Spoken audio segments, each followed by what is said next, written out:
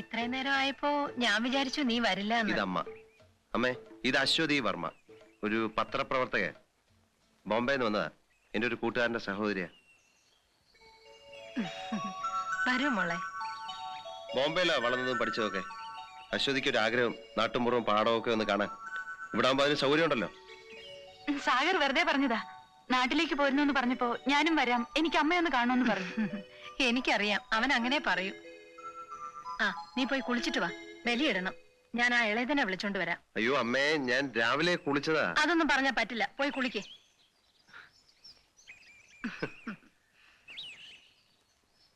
അല്ല, കുളിക്കണോ? പോടാ.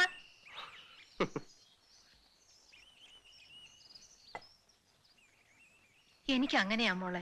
ഇവനെ കണ്ടാ പിന്നെ കൈയും കാലും ഓടില്ല. മോൾ ഇവിടെ ഇരി, ഞാൻ ആ ഇളയതിനെ വിളിച്ചോണ്ട് ഇപ്പൊ വരാം.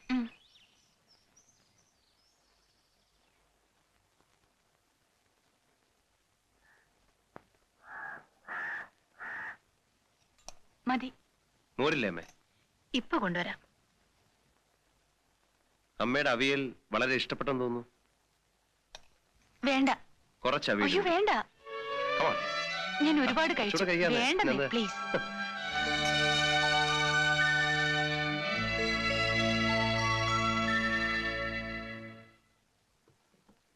എന്താ മോളെ, മതിയാക്കിയോ? മതിയമ്മേ.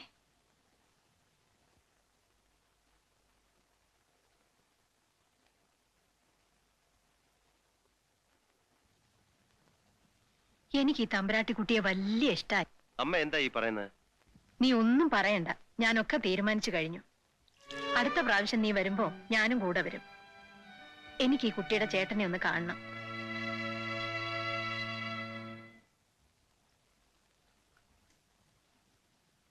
അമ്മേ, ഞാൻ വരട്ടെ. ആ മീനാക്ഷി അമ്മേ, പോയിട്ട് വരട്ടെ. ആ പോയിക്കോ. പോയിട്ട് വാ മോനെ.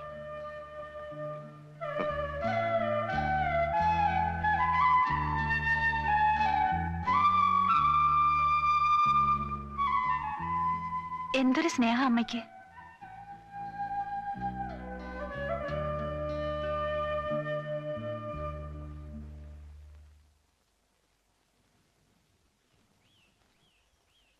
അമ്മ നമ്മളെ ആകെ തെറ്റിദ്ധരിച്ചിരിക്കുകയാണ്. എനിക്കും തോന്നി.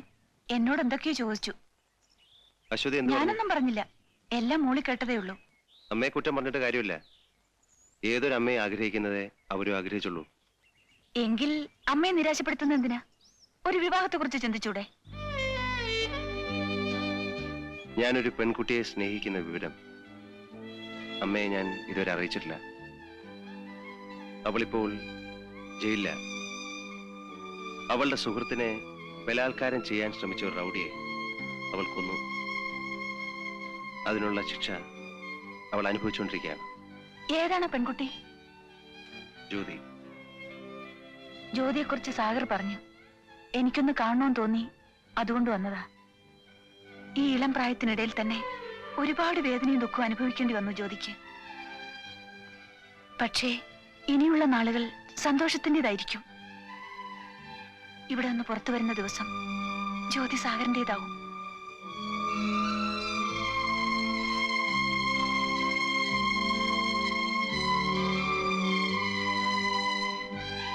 ഞാൻ വരട്ടെ.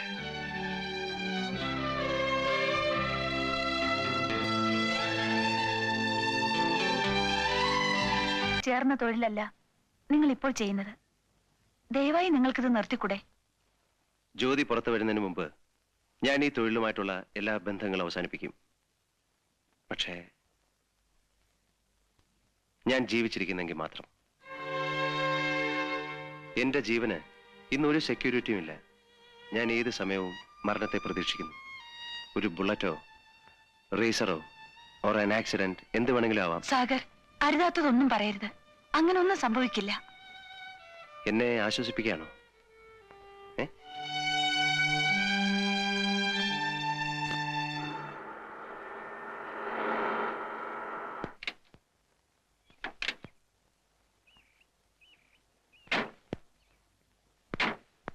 അശ്വതി, നമ്മൾ പരിചയപ്പെടുമ്പോൾ ഞാനൊരു കള്ളക്കടത്തുകാരനും അശ്വതി ഒരു ജേർണലിസ്റ്റും ആയിരുന്നു. ഇന്ന് ആ ബന്ധം അതിലേറെ വളർന്നു. You are A good friend.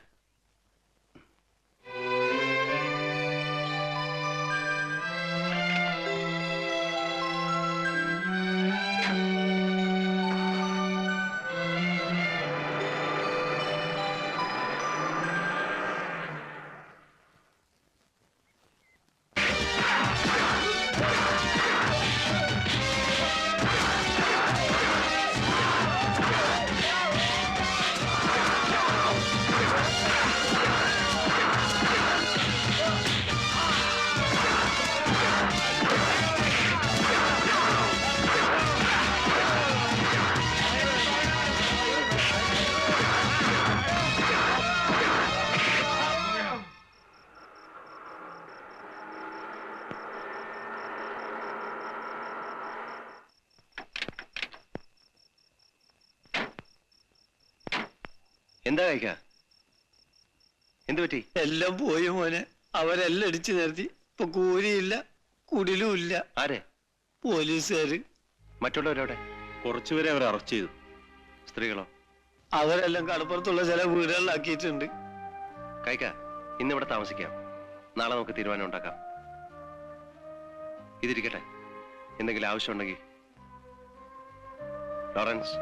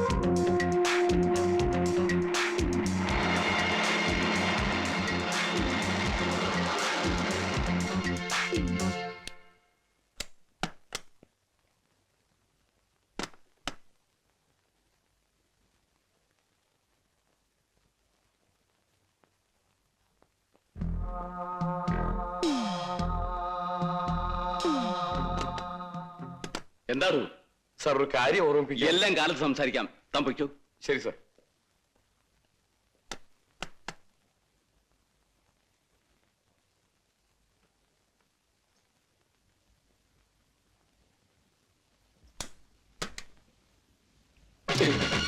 ശബ്ദം ഉണ്ടാക്കരുത്.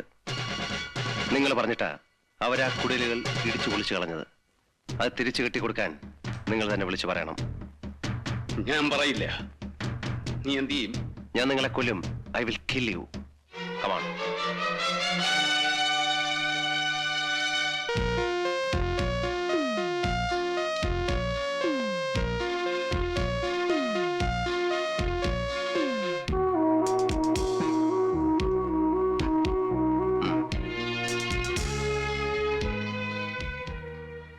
Hello miss Thomas.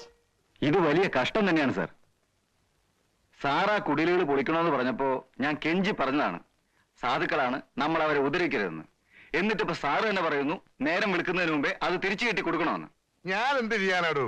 അപ്പോൾ CM പറഞ്ഞു പൊളിക്കാൻ, ഇപ്പൊ പറയുന്നത് കെട്ടാൻ. അവർ പറയുന്നത് അനുസരിക്കാനാണല്ലോ നമ്മൾ ഇവിടെ ഇരിക്കുന്നത്. സാറിപ്പോ സിഎമ്മുമായിട്ട് നല്ല ടേംസിലാ. ഡൽഹിയിൽ വെച്ച് ഞങ്ങളൊന്ന് കൂടി. അതുകൊണ്ട് വയസ്സുകാലത്ത് എനിക്ക് പല ഗുണങ്ങളും ഉണ്ടാവൂടോ ജീവ.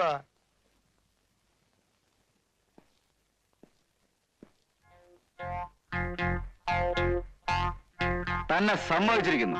പല ഓപ്പർച്യൂണിറ്റീസും ഞാൻ കണ്ടിട്ടുണ്ട്. നിങ്ങൾ അവരെയൊക്കെ കടത്തിവിട്ടിരിക്കുന്നു. തൊലിക്കട്ടിയുടെ കാര്യത്തിൽ കാണ്ടാമൃഗം പോലും നിങ്ങളുടെ മുമ്പിൽ തോറ്റുപോകും. ആ പോയില്ലേ? സർ. തനിക്കെന്താ ഒരു സംശയം? You have my orders. Yes sir. Sir എന്ത് പറഞ്ഞാലും ഞാൻ അനുസരിക്കും. Because I am your subordinate. ഞാനൊന്ന് പറഞ്ഞോട്ടെ sir. I really feel sorry for U.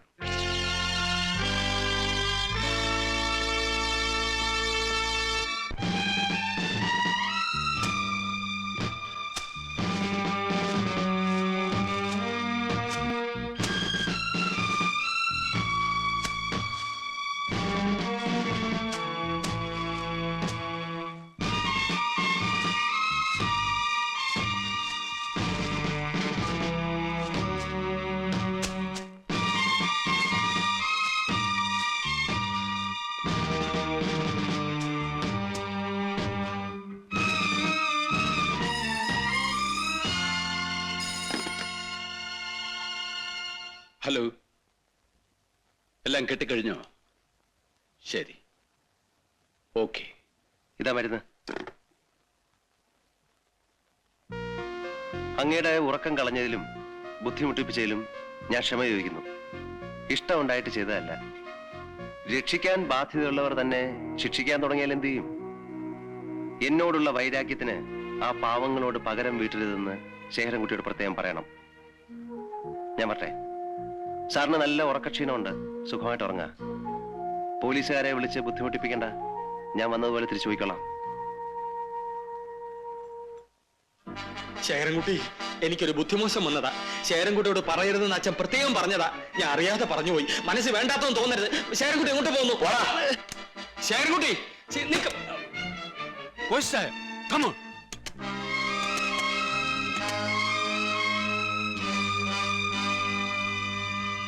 ജാക്കി എവിടെ? ഇവിടില്ല. ലോറൻസോ? മുകളിലുണ്ട്.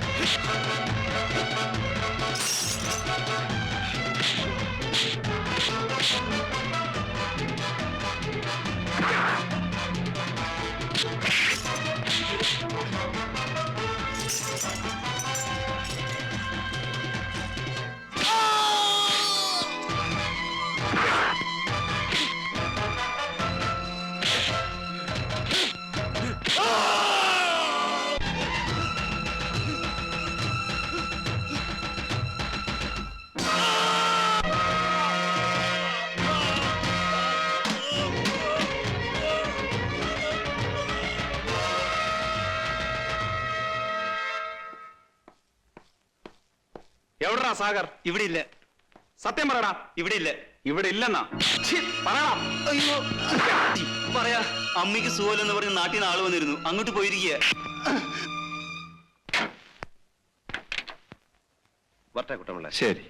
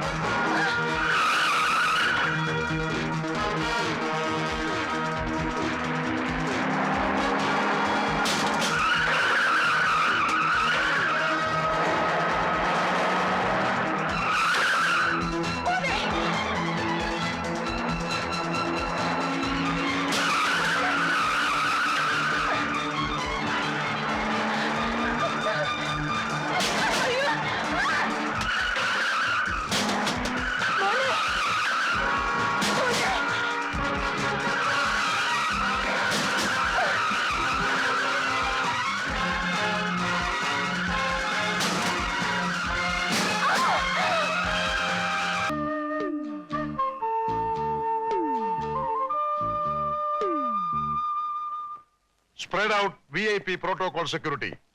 എല്ലാ ഉയർന്ന കെട്ടിടങ്ങളുടെ മുകളിലും റോഡിലും ബൈലൈനിലും ആംഡ് പോലീസിനെ നിർത്തണം.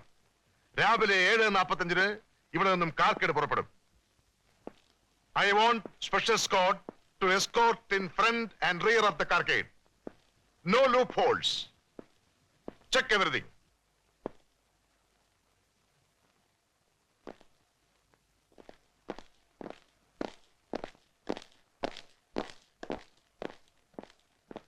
You may go.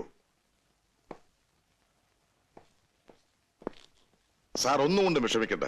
സാറിന്റെ മകൻ സുരക്ഷിതമായി നാളെ ദുബായിൽ എത്തിച്ചേരും. മിസ്റ്റർ തോമസിന് ജാക്കി അറിഞ്ഞുകൂടാ. ഞാനല്ലേ പറഞ്ഞ സാറ് പേടിക്കണ്ടെന്ന്. ഞാൻ കൃത്യം 6:30 മണിക്കൂർ ഉണ്ടാവും. Good night sir.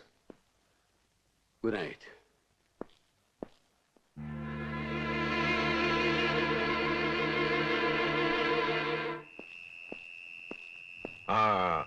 Everything should be perfect. Sir, ഇത്രയധികം സെക്യൂരിറ്റി. മകന്റെ കാര്യമല്ലേ, ഔട്ട് ഓഫ് ദി വേ ആണെങ്കിലും അങ്ങനെ ചെയ്യണ്ടേ. ഇനി ആരൊക്കെ എന്തൊക്കെ ചെയ്താലും മുകളിൽ ഒരാളുണ്ടല്ലോ, അങ്ങേര് വിചാരിക്കുന്ന പോലെ നടക്കൂ. But we must do our duty well. Okay sir, good night sir. Good night. Heavy സെക്യൂരിറ്റിയാ. ഒരു ഈച്ച പോലും അകത്ത് കിടക്കില്ല. നാട്ടിലെ പോലീസുകാർ മുഴുവൻ മിനിസ്റ്ററുടെ വീട്ടിലാ. രാവിലെ 8:30 മണിക്കുള്ള ഫ്ലൈറ്റിൽ ശേഖരൻകുട്ടി ദുബായിക്ക് പോകും. എയർപോർട്ടിലും പോകുന്ന വഴിക്കുമെല്ലാം ഒരു VIP-ക്കും ഇല്ലാത്ത സെക്യൂരിറ്റിയാണ് അറേഞ്ച് ചെയ്തിരിക്കുന്നത്. എയർപോർട്ടിനകത്ത് യാത്രക്കാരല്ലാത്ത ഒരു കുഞ്ഞിനെയും കടത്തിവിടില്ല. എയർപോർട്ട് സെക്യൂരിറ്റി പോലീസ് ഏറ്റെടുത്തു കഴിഞ്ഞു. സാഗർ, വേണ്ടാത്തതിനൊന്നും പോകരുത്. താൻ വിചാരിച്ചാൽ ഒന്നും നടക്കില്ല. ഇൻഫർമേഷന് നന്ദി.